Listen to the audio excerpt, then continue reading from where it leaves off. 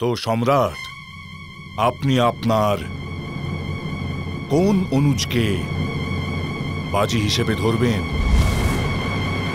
অসম্ভব!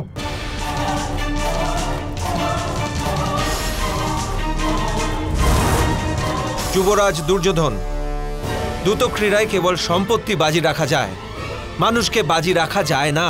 কিন্তু এই খেলা সম্পত্তির কারণে খেলাই নয় মহামন্ত্রী। স্বয়ং সম্রাটই বলেছেন, মানুষ নিজের অহংকারের জন্য খেলে, আর খেলায় সর্বদাই নিজের অহংকারকে বাজি হিসেবে রাখে। মানুষের অনেক বস্তুর উপর গর্ব থাকে যুবরাজ। গুরুর জ্ঞান, পিতার ধর্ম, মাতার পবিত্রতা এবং বংশের নাম, কিন্তু এ সমস্ত পণ রাখা যায় না, কারণ তাতে মানুষের অধিকার থাকে না পিতামহ। মাতা, পিতা, গুরু এবং বংশ সে তো ঈশ্বরের কৃপা মাত্র পিতামহ। যার ওপর অধিকারও আছে আর অহংকারও আছে, তাকে বাজি হিসেবে রাখা যায়। এইরূপ আপনিই তো বলেছিলেন পিতামহ। ব্যর্থ আলোচনা এসব দুর্যোধন। মাতা পিতার অধিকার থাকে সন্তানের ওপর, কিন্তু অনুজের প্রতি কারো অধিকার হয় এরূপ কদাপি শুনিনি। মহামন্ত্রী বিদু, আপনি স্বয়ং মহারাজা পাণ্ডুর অধিকার শিরোধার্য করেছিলেন, আর মহারাজ ধৃতরাষ্ট্রের অধিকারও মান্য করেন। মানেন না বুঝি?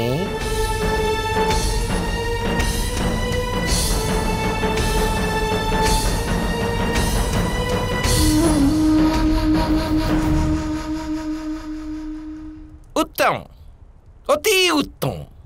তাহলে এটা প্রমাণিত হয়েছে আমার বাছা দুর্যোধনের নিজের অনুজ বিকর্ণের উপর অধিকার আছে, আর তার গর্বও আছে সম্রাট। তাহলে যুবরাজ দুর্যোধন নিজের অনুজ বিকর্ণকে বাজি হিসেবে রাখতে পারে।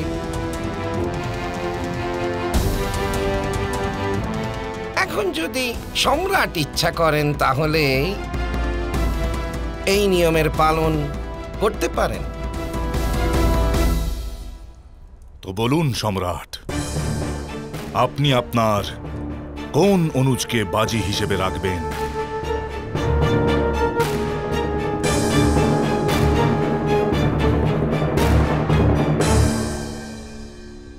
সম্রাট আমাকে বাজি হিসেবে রাখবেন।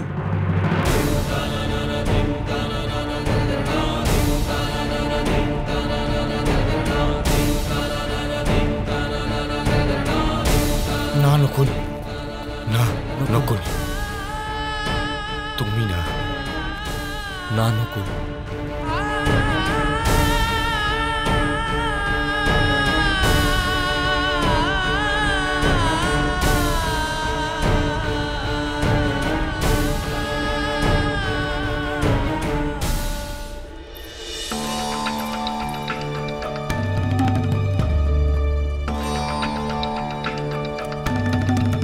সম্রাজ্ঞী প্রসন্ন হন।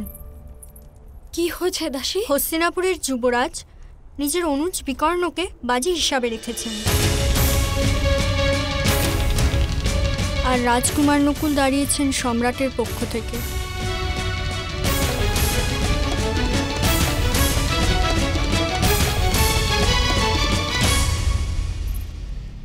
এ কোন প্রকারের খেলা? মানুষ এবং সম্পর্ক কি কখনো বাজি রাখা যায়? রাক্ষস ও পিশাচদের এরূপ নরমেধ যজ্ঞের প্রথা আছে, যেখানে মানুষকে বলি দেওয়া হয়। তাহলে কি এইরূপ প্রথা হস্তিনাপুরে আরম্ভ হতে চলেছে মহারানী? যদি কৃষ্ণ এই সময় এখানে থাকতো তাহলে এই ক্রীড়ায় অবশ্যই বাধা দান করত, কিন্তু এই সময় মহারাজ শল্য দ্বারকার উপর আক্রমণ করেছে। কৃষ্ণ দ্বারকাকে রক্ষার উদ্দেশ্যে যুদ্ধ করছে।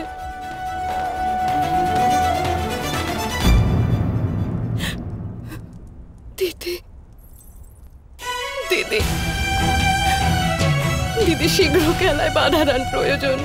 কুন্তী যা পিতামহ আর ভ্রাতা বিদুর প্রতিরোধ করতে অক্ষম, তাতে অবশ্যই কোনো ধর্ম সংকট রয়েছে। আমি কি করে এর সমাধান করব? আমি উপায় বার করব।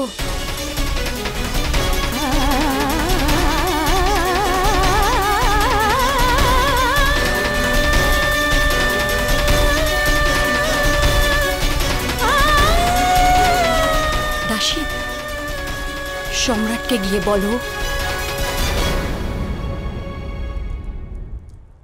জবা কুসুমের 5টি পাপড়ি তার বৃন্তের সাথে যুক্ত থাকে, একে অপরের সাথে যুক্ত থাকে না। আমার স্বামীকে বাজি ধরার আপনার কোনো অধিকার নেই। শীঘ্র গিয়ে বলো তাকে। যথা আজ্ঞা সম্রাজ্ঞী।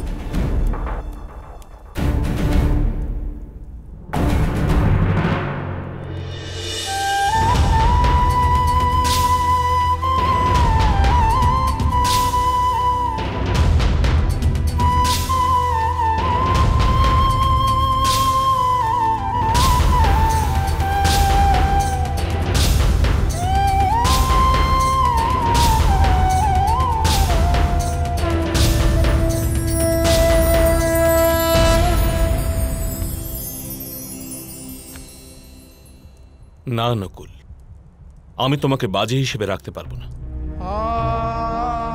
ভ্রাতাশ্রী, আমাকে বাজি রাখাই উচিত হবে। যদি পরাজিত হন তাহলে গান্ডীবের সামর্থ্য আর ভ্রাতা ভীমের শক্তি আপনার নিকট থাকবে। ভ্রাতা ভীম আর ভ্রাতা অর্জুন আমাকে মুক্ত করতে পারবে, কিন্তু আমি ওদের মুক্ত করতে পারবো না। আপনার দ্বিধা থাকলে ভ্রাতা ভীমকে বাজি রাখুন সম্রাট। যদি পরাজিত হন তবে আমাদের দাস হয়ে পরিশ্রম করা সহজ হবে ওনার জন্য।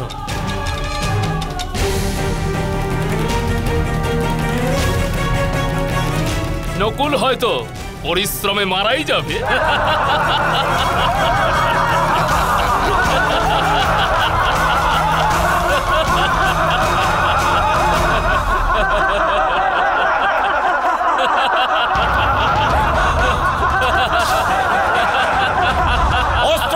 শাসন এই মুহূর্তে নির্ণয় করে নিচ্ছি কার মৃত্যু হবে।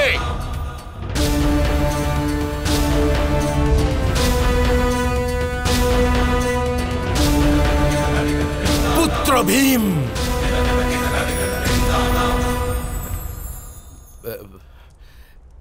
এখানে একটা দ্রুত ক্রীড়া চলছে, কোনো রণক্ষেত্র নয়। যে রাজ্য নিজেই সমর্পণ করেছে তাকেই যুদ্ধে আহ্বান করা অধর্মের কাজ পুত্র। শান্ত হও, শান্ত হও ভীম।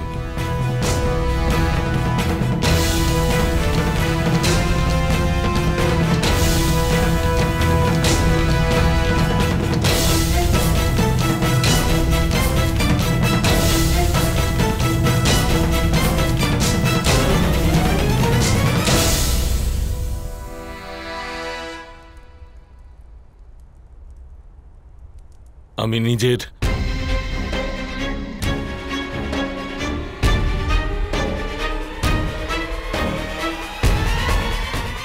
নিজের অনুজ নকুল। সম্রাট প্রসন্ন হন। সম্রাজ্ঞী সংবাদ পাঠিয়েছেন।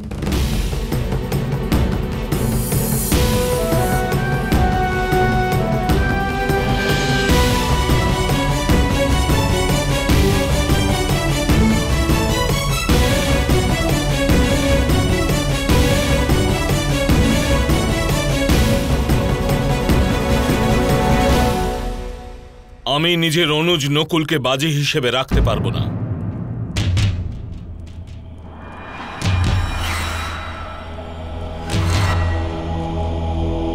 তার উপর আমার গর্ব তো আছে, কিন্তু অধিকার নেই। নিজের কোনো ভাইয়ের ওপর অধিকার নেই আমার।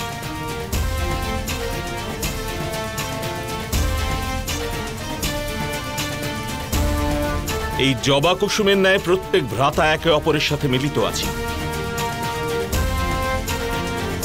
কিন্তু তা আমাদের পত্নী দ্রৌপদীর মাধ্যমে। তার অধিকার রয়েছে আমাদের সবার উপর।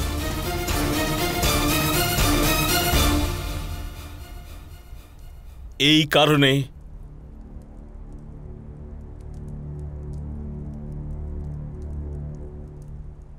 এই ক্রীড়া এবার সমাপ্ত হোক।